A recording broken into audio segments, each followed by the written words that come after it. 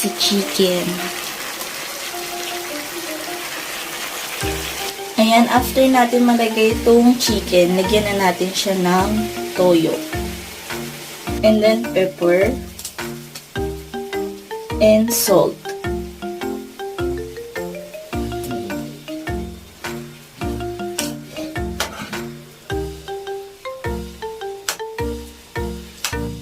Hayaan lang natin maluto yung ating chicken. Alam niyo, nagulat ako sa asawa ko dyan kasi kumuha siya ng isang piraso. At ang sabi niya sa akin, hindi niya rin daw alam kung bakit siya kumuha ng isang piraso. Pero okay naman, naanghang siya sa manok. Pero nakain naman niya yung isang pirasong kinuha niya. Yun lang. And please don't forget to like, share, and subscribe to my YouTube channel. And follow me on my Facebook and TikTok account, Maria Handra. Thank you so much. Bye-bye.